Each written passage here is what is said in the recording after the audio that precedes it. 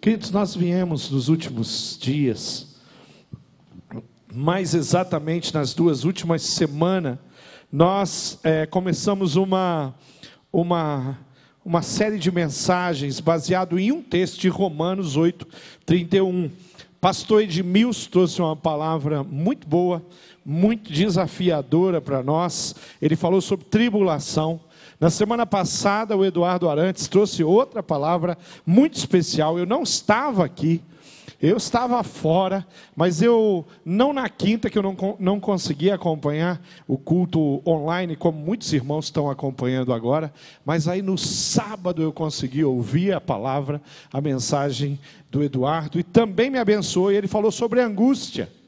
E todas essas palavras estão tiradas de Romanos 8:31, e eu vou dar continuidade hoje, mas eu quero ler de novo o texto que diz, Romanos 8, a partir do versículo 31, que diremos, pois, a estas coisas? Se Deus é por nós, quem será contra nós? Mais uma vez, se Deus é por nós, quem será contra nós? Aquele que nem mesmo seu próprio filho poupou, antes o entregou por todos nós, como não nos dará também ele todas as coisas? Quem intentará acusação contra os escolhidos de Deus?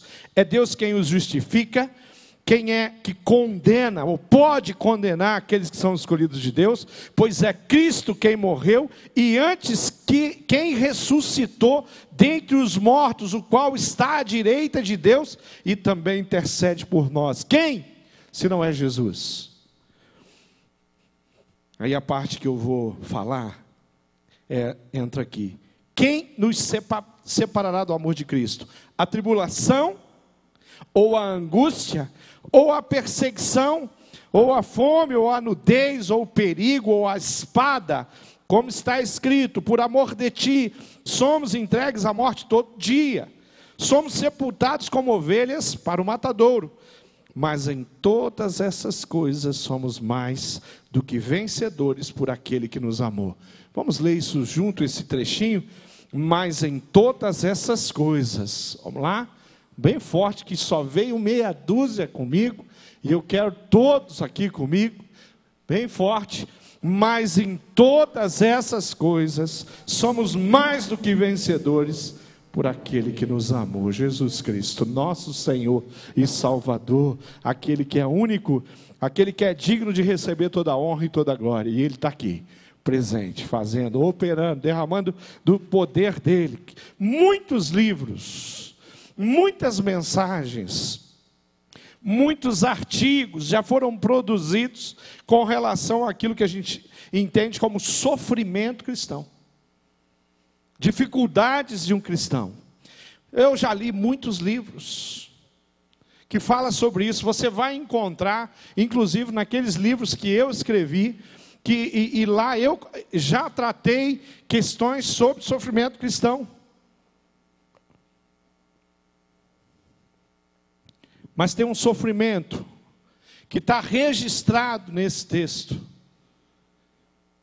que é a perseguição. E eu queria gastar um pouquinho de energia ali na perseguição. Nós lemos, quem nos separará do amor de Cristo? A tribulação, pastor Edmilson falou sobre isso. A angústia, Eduardo Arantes falou sobre isso. A perseguição. Será que a perseguição pode me tirar do caminho? Será que a perseguição tirou pessoas do caminho de Deus? Elas não aguentaram a barra de ser perseguido? Como é que fica isso? Como é que a gente lida com isso? Queridos, ao longo da história, o cristianismo sempre conviveu com perseguição. Na história do cristianismo, nós temos uma história manchada de sangue. Nós só estamos aqui com a liberdade que temos, porque muita gente derramou o seu próprio sangue, porque muita gente enfrentou estruturas, enfrentou ditadores, enfrentou impérios, enfrentou o Estado, enfrentou a liderança da sua nação, o seu próprio povo, alguns a sua própria família teve que enfrentar, porque foram perseguidos, muitos até dentro da sua própria casa. Quando nós voltamos na história, quando nós olhamos como a igreja nasce, o nascedor dela acontece sobre uma perseguição do Império Romano. Quando nós vamos para a história, para os anais, quando nós vamos para a tradição da igreja, para os livros históricos que são contemporâneos ali ao período, o primeiro século da igreja, nós vamos encontrar informação, e alguns nós temos um pouco mais de certeza, outros não temos tanta certeza, mas os discípulos que andaram com Jesus, eles sofreram perseguição, e a grande maioria deles foi morto, de uma forma violenta, desumana, desonesta, só pelo fato de pregar o evangelho. Pedro foi crucificado de cabeça para baixo, conta a tradição, porque ele não aceitou ficar na mesma posição de Cristo. Ele falou: eu não sou digno de ir para uma cruz e ficar na mesma posição de Cristo, me põe de cabeça para baixo. Aqueles homens gostaram da proposta dele e crucificaram Pedro de cabeça para baixo. André foi martirizado na Grécia. Olha só a lista. Tiago, o filho de Zebedeu, foi morto por Herodes. Provavelmente o primeiro discípulo a morrer foi esse, Tiago. João, irmão de Tiago, esse não morreu martirizado. Ele morreu velho, bem idoso, na ilha de Patmos. Antes disso, ele nos apresenta todas aquelas revelações do livro de Apocalipse. Mas antes disso, acontece um fato onde eles colocam um tacho de gordura, de óleo, e eles aquecem aquele óleo, e eles vão mergulhar esse homem vivo, e por um milagre, ele não morreu, e ele vai morrer bem velho.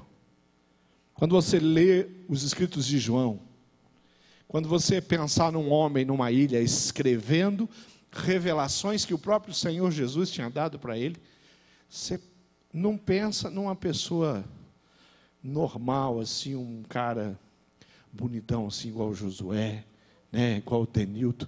Não, esse cara, com certeza, ele era uma cicatriz em pessoa, com certeza. A sua pele, do dedinho minguim até, né, o casco da cabeça, tinha deformidades desse episódio, só pelo fato de seguir Jesus. Filipe, outro discípulo que andou, dos 12, que morreu de morte natural. Bartolomeu foi posto vivo num saco e foi lançado no mar. Mateus morreu de morte natural na Etiópia, na Macedônia. Tiago, depois de muita perseguição, Tiago, filho de Alfeu, foi apedrejado pelos judeus. Tadeu, outro discípulo, o que se sabe é que ele foi sepultado ali na região de onde é Beirute hoje. Também perseguido, sofreu muito. Simão, o zelote, morreu na Palestina, perseguido, e muito perseguido por um imperador chamado Domiciano. Judas, todos nós conhecemos a história dele, enforcou-se depois de trair Jesus. Foi o único que fez opção da morte dos 12 discípulos. Todos os outros morreram sem negar Jesus, declarando Jesus Cristo como Senhor e Salvador, o Filho do Deus vivo, aquele que desceu o céu e que ressuscitou dentre os mortos. A ideia, a doutrina, o testemunho da ressurreição era o que mais incomodava o império. Não era um dos 12, mas Paulo, que andou com os 12, e foi um homem muito importante no cristianismo, esse foi decapitado, matado. Provavelmente Nero, eu não sei se você já teve a oportunidade de assistir Paulo o Apóstolo, o filme que estava passando nos cinemas, não sei se está passando ainda, talvez esteja passando, eu assisti, gostei muito de ver esse filme. Lá você vê exatamente o que os cristãos no primeiro século sofreram. O filme está bem concentrado no período de maior perseguição. Não começa, não conta toda a vida de Paulo. Não começa no general, no comandante, no militar. Não. Já começa no Paulo, líder da igreja, sendo perseguido e preso. Praticamente períodos de prisão de Paulo. Mas mostra o que está acontecendo. Mostra o Império Romano tocando fogo nos cristãos para iluminar as ruas de Roma. Então nós temos uma história que ela é manchada de sangue. Então quando a Bíblia nos apresenta um texto que diz que nada vai nos separar do amor de Deus, ele está falando de homens que estão testemunhando e falando assim, estão matando pessoas que eu amo, estão matando irmãos da minha igreja, estão matando irmãos do meu PGM, estão matando gente da minha família só por seguir a Jesus, mas nada vai nos separar. Queridos, não tem como a gente não ler um pouco. Tem um livro, quem gosta de ler, eu aconselho. Quem não gosta, vai ser um pouquinho trabalhoso, porque ele tem umas 500 páginas. Mas são 500 páginas de histórias de transformação belíssima e chama O Livro dos Mártires. Eu tenho esse livro lá na minha biblioteca. Esse livro conta a história em vários períodos. O primeiro mártires registrado na Bíblia, que está lá e informa como ele morreu, foi Estevão. Foi apedrejado. E quando ele está sendo apedrejado, ele está falando, Pai, recebe o meu espírito. Ele não está xingando, seus malditos.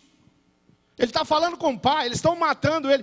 Querido, apedrejamento de Estevão não é atiradeira, não é pedra que você pega na mão e joga, é pedra que você segura com as duas mãos e lança sobre a cabeça.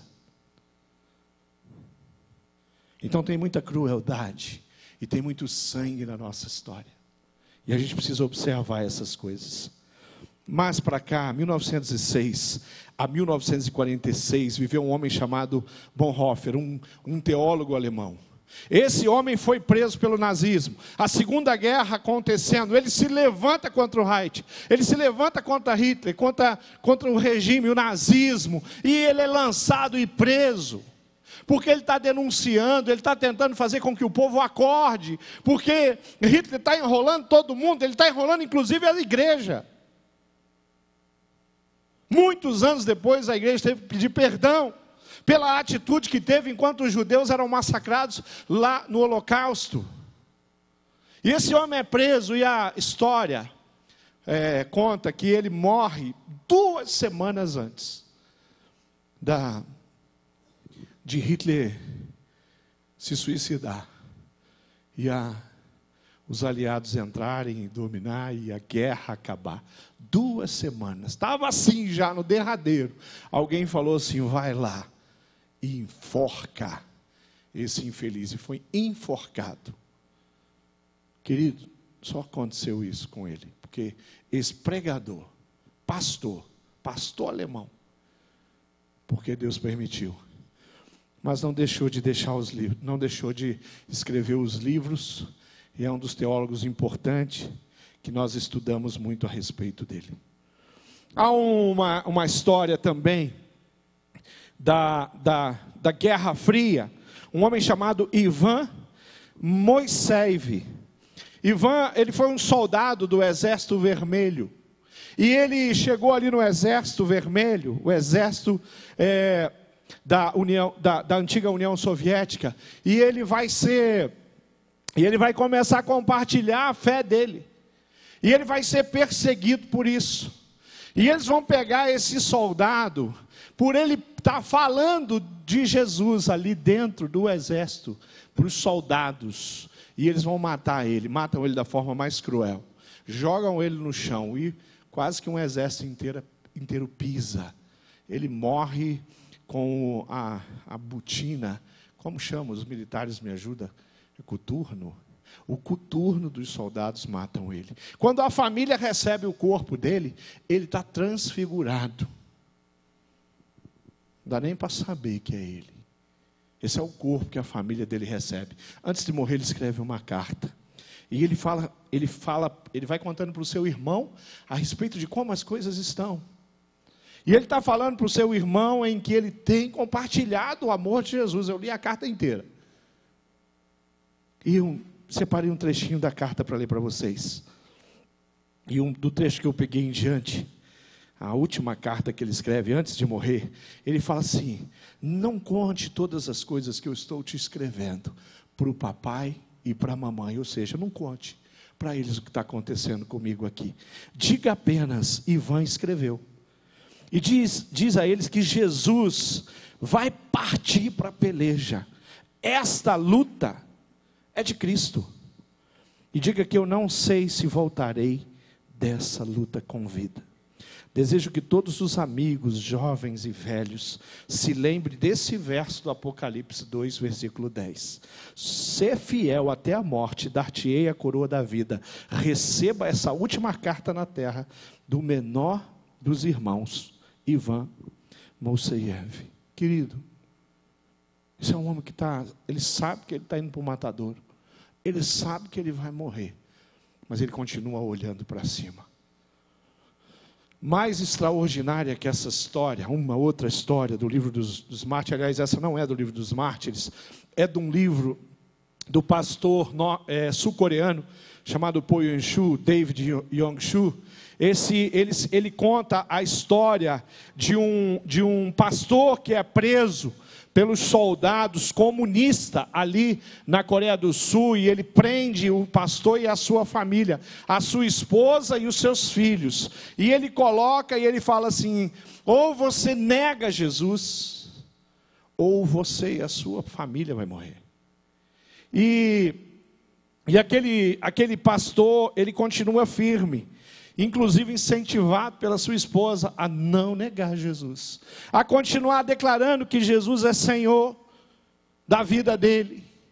E aqueles soldados do comunismo, eles abrem um buraco no chão, e eles colocam dentro daquele buraco, feito com uma escavadeira, o pastor e a sua família, a sua esposa e os seus filhinhos, dentro do buraco. E vem uma outra máquina para jogar terra em cima dele e da família dele. Ele tinha uma condição para sair dali liberto, ele e a família dele. Nega essa sua fé. Nega esse Jesus, nós te tiramos daí. Po Yong-soo vai contando a história desses homens. Então a parte que ele fala que um menino, um dos filhinhos, dos filhos do pastor, fala assim: papai, pense em nós.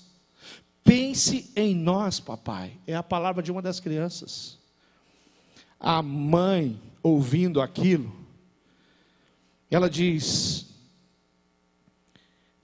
cheia de fervor, e ela grita, fala para os filhos, para o seu marido: coragem, meus filhos. Vocês não sabem que hoje à noite nós vamos jantar com Jesus, o Rei dos Reis, o Senhor dos Senhores?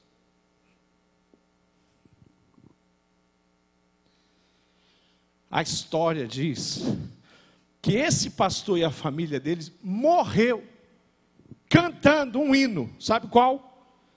Eu avisto uma terra feliz, onde irei para sempre morar. Há mansões nesse lindo país que Jesus foi para nós preparar. Vou morar nessa terra celeste por vir.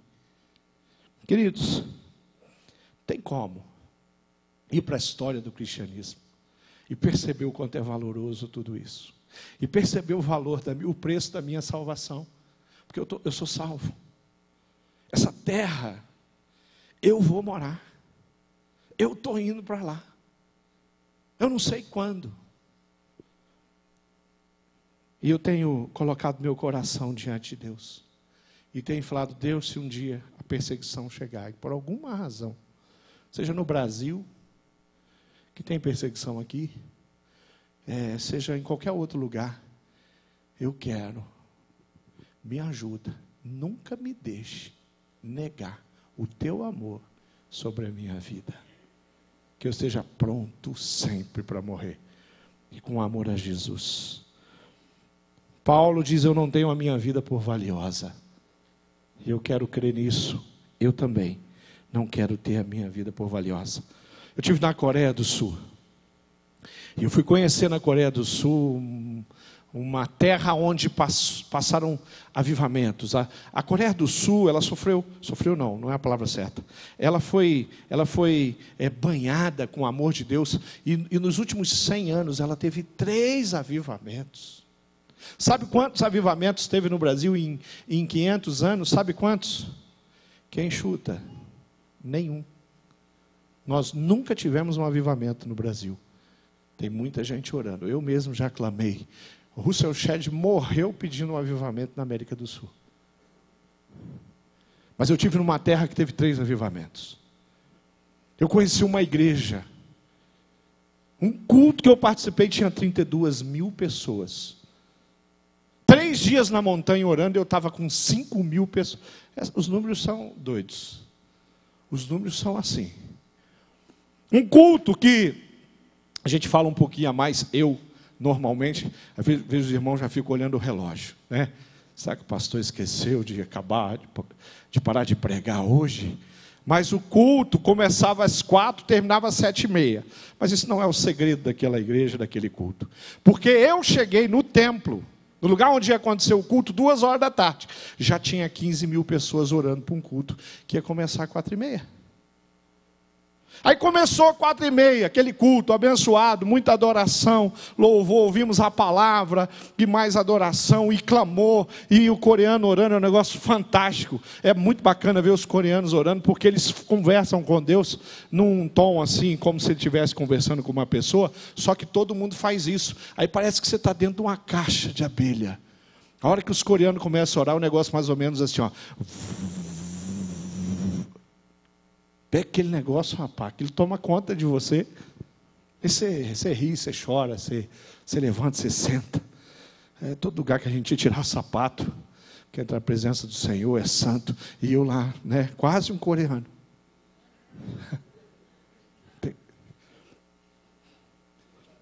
Mas lá tem um museu. Tem o Museu dos Mártires. Você entra no Museu dos Mártires, corredores e corredores, e você vai vendo e tem uma imagem, uma fotografia. E embaixo tem o relato de como aquela pessoa morreu por amor a Jesus. Aí você vai para a próxima, aí você vai para a próxima, aí você anda, muitos corredores, e você vai vendo história, em especial, do povo coreano martirizado, que foi passado por cima desse povo, querido. Aí você fica ali, passa horas lendo histórias de famílias e de pessoas que não negaram a Jesus e foram mortas. Na saída, uma das últimas molduras, você chega e olha. Não tem uma foto, tem um espelho. Aí você olha, você nem entende direito. Aí você olha e você vê que é um espelho, se você se vê lá. Aí tem um escrito: você está preparado para morrer por amor a Jesus? Isso em coreano. Foi o tradutor que falou para mim que estava escrito lá, eu acredito nele. Porque tinha um monte de...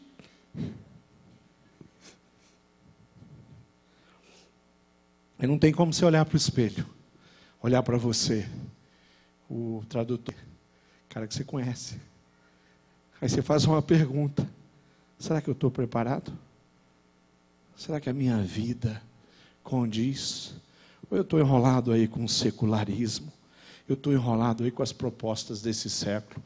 Eu estou enrolado aí com as minhas coisas? Eu estou enrolado aí com o meu dinheiro? Eu estou enrolado aí com a minha empresa? Como é que eu estou vivendo? Como é que eu vivo? Tem gente pagando um preço. Quando você lê o livro dos Mártires, você vem... ele vai acontecendo pelos séculos. Você fala, bom, passado não foi nada fácil para o cristianismo. Quando você está terminando, ele vem com uma informação: nunca tanta gente sofreu e morreu por amor a Jesus como nos nossos dias. Você fala, opa, peraí, que história é essa? Que história é essa? Tem mais gente morrendo por amor a Jesus hoje do que na história do cristianismo. Então tem vários países onde as pessoas estão morrendo. Então a perseguição, ela é presente, ela está por aí. Tem perseguição no nosso país? Tem. Os nossos governantes não estão queimando os nossos irmãos aí nas ruas para iluminar as avenidas. Mas existe perseguição. O que dá para aprender com relação à perseguição? Primeiro, perseguição é previsto. Está revelado.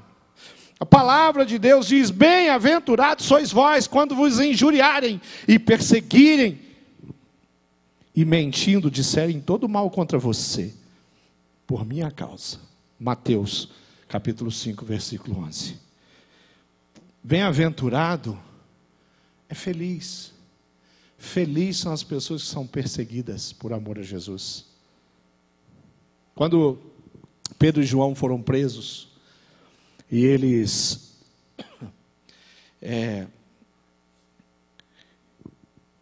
foram açoitados e levaram uma surra muito grande. João faz uma declaração muito interessante na Bíblia. E ele fala, ele está lá sendo machucado. Queridos, o açoite do Império Romano não é uns tapas do policial na orelha, não. É uma coisa muito mais cruel que isso. Não foi uns pontapé que alguém recebeu numa delegacia, não. O açoite, para começar, ele tinha uma dinâmica. Eram 40 chibatadas. Aliás, não eram 40, era 39. Porque, eles tinham um pensamento que uma pessoa, um ser humano, não suportaria as 40 chibatadas. Então, tinha que dar só 39. Bacana isso, né? Só que eles tinham uma questão: como você não aguenta 40 chibatadas, tem que dar 39, eles aplicavam 2 de 39, né? Entendeu a lógica? Isso é a maldade do Império Romano. 40 chibatadas com um cabo, com as tiras de couro, que no final tinha amarrado um pedaço de metal para arrancar, fazer buraco nas suas costas, nas suas pernas. Foi isso que Jesus sofreu. Isso é o cristianismo que chegou até aqui.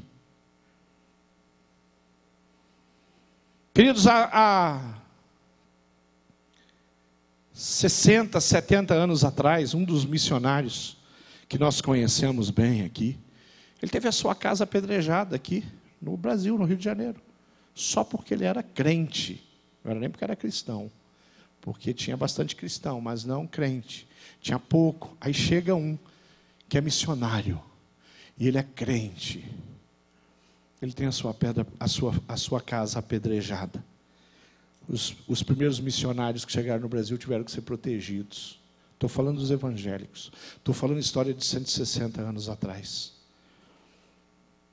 Mas aqui diz que é feliz. Eu estava falando do João, não estava? Eu terminei de falar de João, não, né?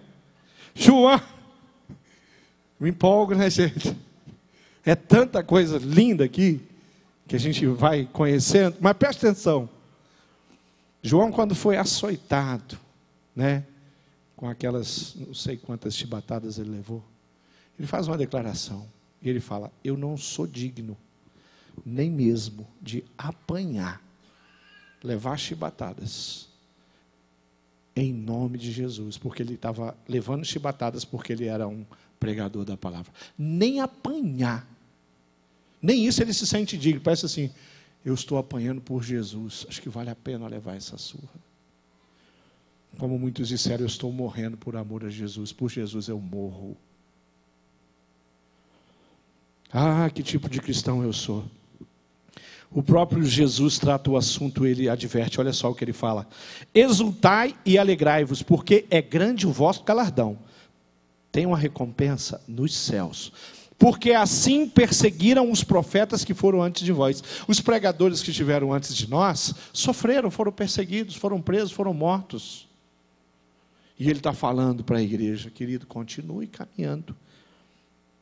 Perseguição é fruto da ignorância com relação a Deus. Olha o que João, ele diz no versículo 15, no capítulo 15, versículo 21. Mas tudo isso vos farão por causa do meu nome, porque não conhece aquele que me enviou. Eles vão judiar e vão matar vocês porque eles não conhecem a Deus. Essa é a palavra do Mestre, a palavra de Jesus. O estilo de vida, o testemunho, a conduta de um cristão genuíno. Incomodou durante 2000 anos de história e continua incomodando. Incomodando. 2 Timóteo 3,12 diz assim: e também todos os que piamente querem viver em Cristo Jesus padecerão perseguições. Alguém vai pisar no teu calo só porque você é cristão.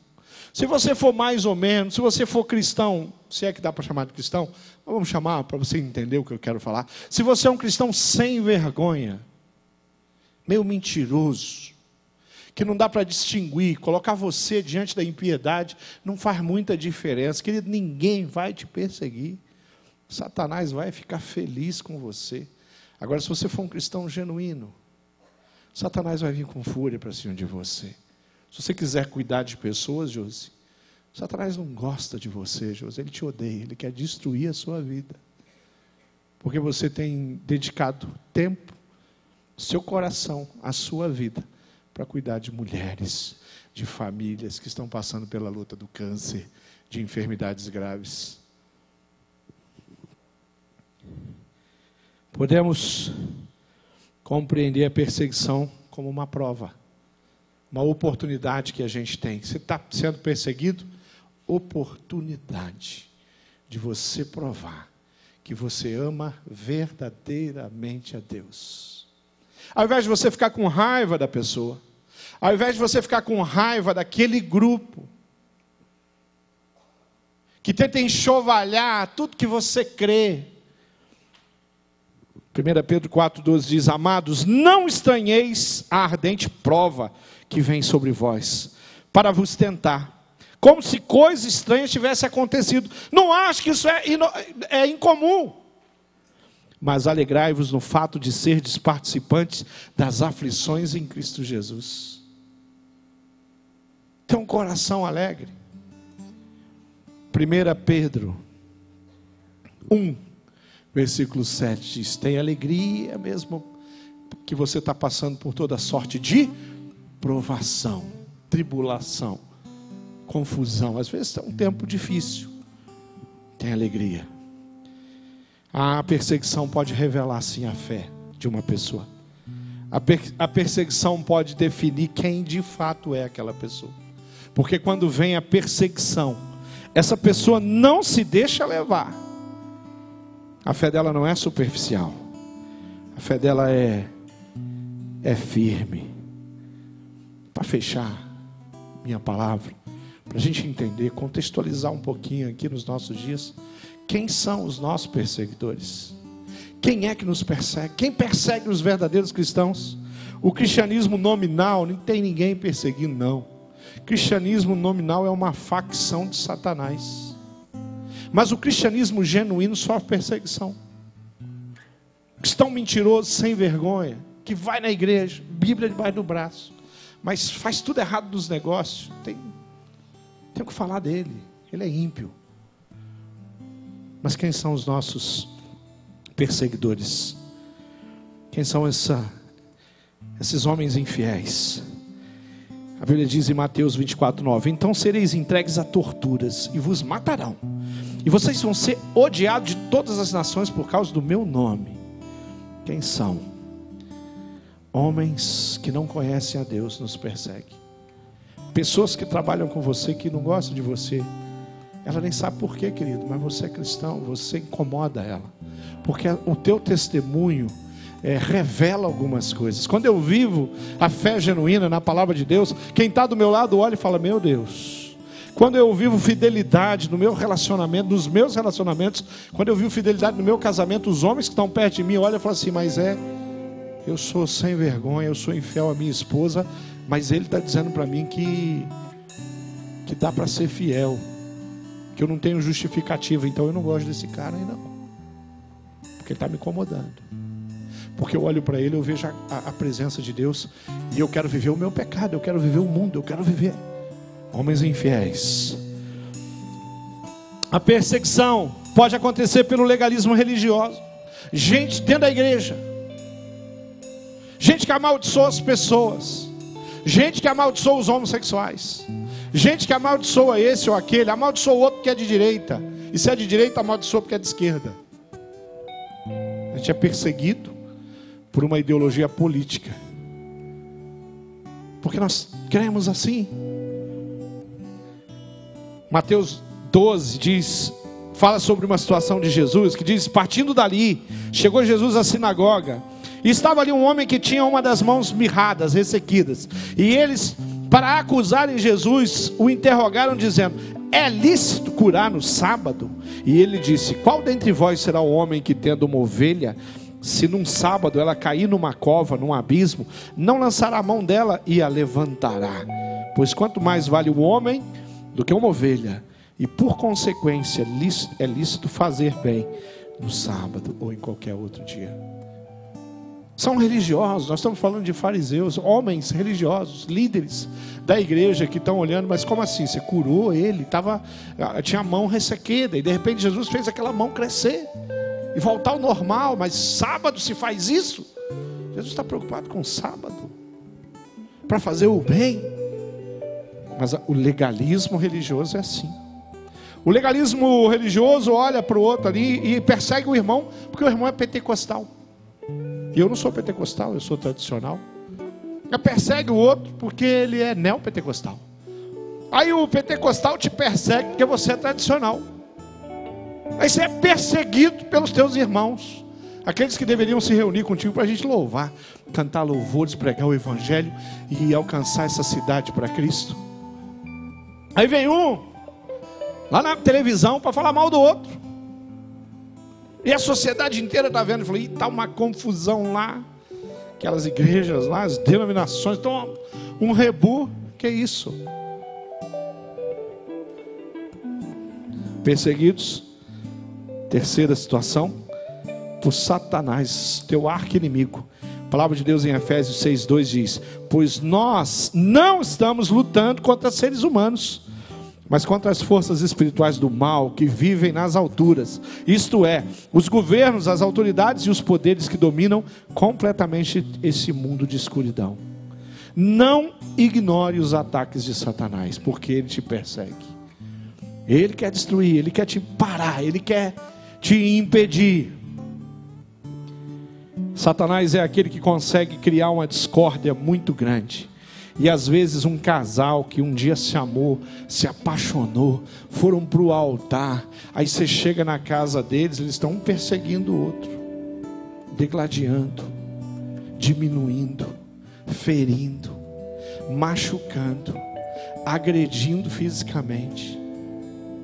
Isso é a obra do perseguidor da família, das mulheres, dos homens, que destrói a vida de uma... Talvez você cresceu e falou: pastor, o senhor está falando da minha casa, o meu pai é minha mãe, eu vivi com isso. Aí vem Satanás, e ele consegue destruir um lar, uma coisa tão nobre, tão linda. Sua esposa não é, querido, sua inimiga, seu esposo não é seu inimigo, sua família não é inimigo seu, seus colegas de trabalho, você não tem que ver eles como os seus inimigos. E se eles se portarem como seus inimigos, não persiga eles, ame-os. Porque Jesus falou: ame os seus inimigos. Isso é cristianismo que morre calado quando o perseguidor vem para matar. O cristianismo tem sido atacado. Nós somos atacados pela mídia, nós somos atacados pelos filmes, nós somos atacados por um sistema inteiro. Querido, nada é mais atacado hoje do que um modelo tradicional de família. Você casar, o homem casar com a mulher, tem gente que está criticando isso aí, já não vale mais, a humanidade está faz isso há tanto tempo, hoje, e isso aí é uma imposição, isso é cultura. Então você é criticado porque você quer casar com uma mulher, você é criticado, você é um homem. Aí está assistindo televisão, aí as pessoas começam a falar sobre Homens que se relacionam com homens, mulheres que se relacionam com homens, e coloca você numa condição de ignorante. Você não entende, você não aceita, você é menor. Você tem que aceitar, você tem obrigação de aceitar isso. Queridos, eu não conheço um homossexual próximo de mim que eu não ame. Tem alguns que a gente tem ajudado há muitos anos, inclusive aqui na nossa igreja. Pessoas que tiveram no homossexualismo prático, alguns que ainda não conseguiram abandonar. Alguns são abstêmicos, outros não. Nós temos amado, mas não dá para chegar para eles e dizer: está tudo bem, faça do jeito que vocês bem entenderem. Ignorem a vontade do nosso Criador, o nosso Pai. Vá contra a palavra de Jesus e está tudo bem. Mas a mídia, a televisão, os programas, os filmes estão dizendo para você que você está errado. Isso não é uma perseguição, meu irmão? Se isso não é uma perseguição, o que é perseguição? Tem uma pessoa que chegou para mim, deixa eu abrir um break com essa questão do homossexualismo, porque ela é muito importante. Uma pessoa chegou para mim e falou assim: pastor, tinha uma jovem, 24 ou 25 anos, minha funcionária na empresa, mas ela era homossexual, lésbica, ele usou esse termo. E aí eu descobri isso e vi, mas eu mandei ela embora. Aí eu olhei para ele e perguntei assim: ela era uma boa funcionária? Aí ele falou: era. Então você cometeu um erro e mandar ela embora. Você não tinha que mandar ela embora. Você tinha o direito de apresentar a sua fé para ela, dizer o que você pensa sobre duas mulheres viverem juntas, morarem juntas. Mas o que você fez é mais para preconceito, é mais para discriminação, do que realmente você olhar para a causa.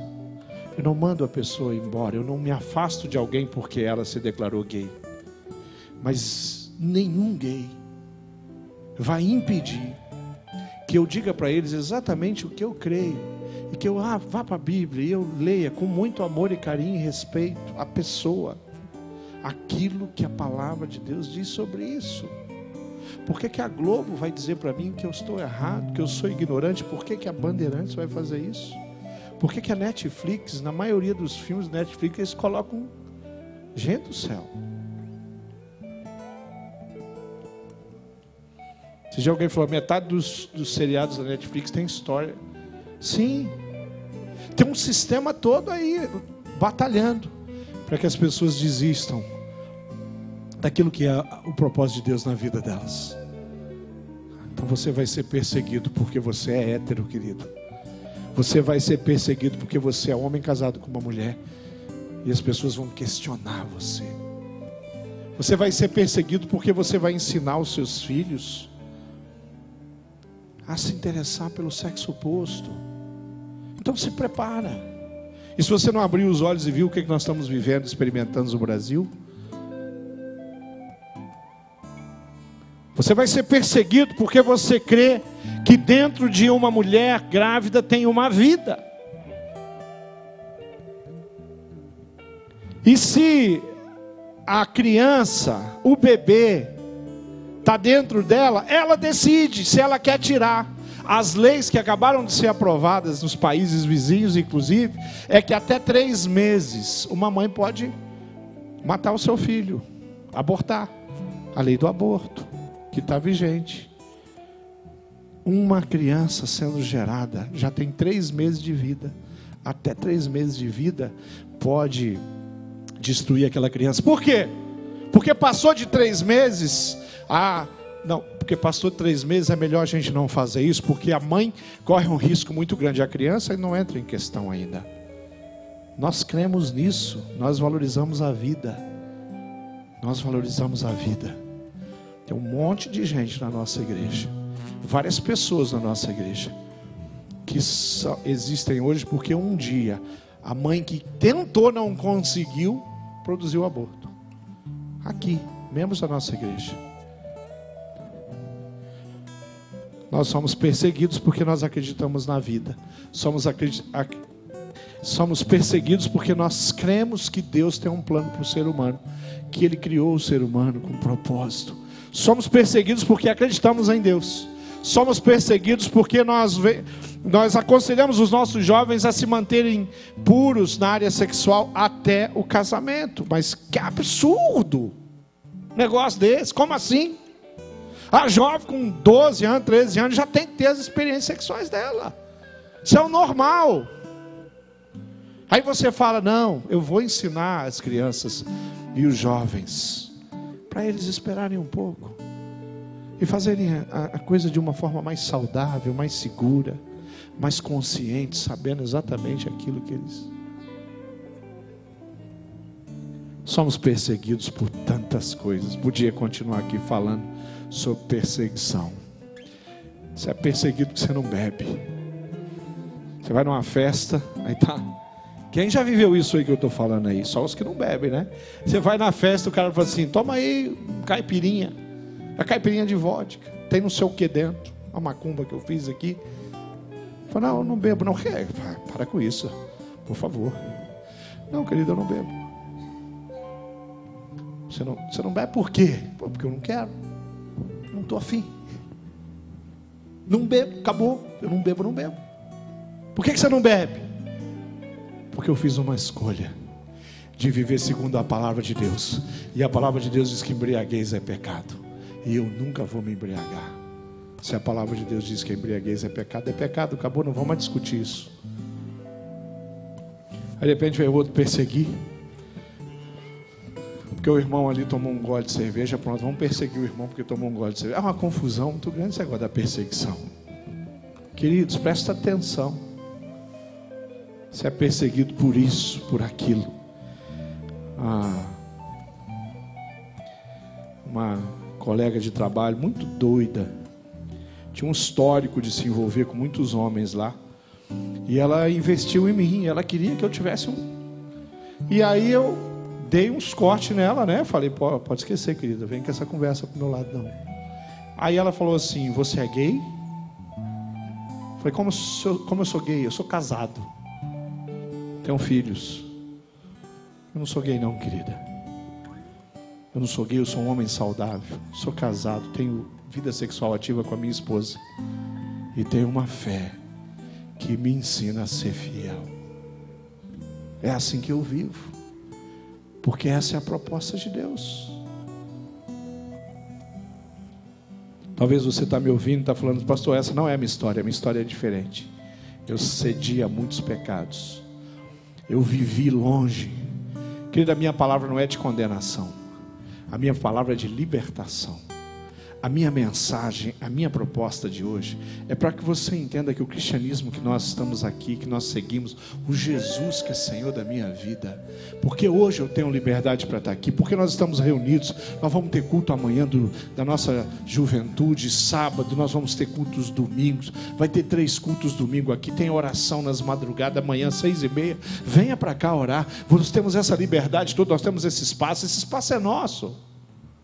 Nós temos registro dessa propriedade onde nós nos reunimos. Tudo isso porque tem muita gente que pagou um preço muito caro. E em alguns países isso não é possível. E tem gente lá pagando um preço muito caro. Para que o amor de Jesus possa ser pregado com liberdade. Vamos ficar de pé. Vamos orar. Eu queria orar pela sua vida. Eu queria orar por você que precisa perdoar alguém que te perseguiu. Sabe, pastor, tem alguém que me perseguiu. Ou tem alguém que me persegue. Ou tem alguém que me afrontou, me afronta, me humilhou até. E eu preciso perdoar aquela pessoa. Porque eu estou entendendo que ser perseguido é um privilégio para aqueles que conhecem a palavra de Deus verdadeiramente. Porque se você não conhecesse, você não ia provar isso. Então isso é só para aqueles que são realmente servos do Senhor Jesus. Eu queria desafiar você e quero orar pela sua vida a mudar de atitude com aqueles que pensam diferente de você. a não apresentar a palavra de Deus como se fosse uma espada, mas não aquela que penetra no coração, aquela que corta o pescoço.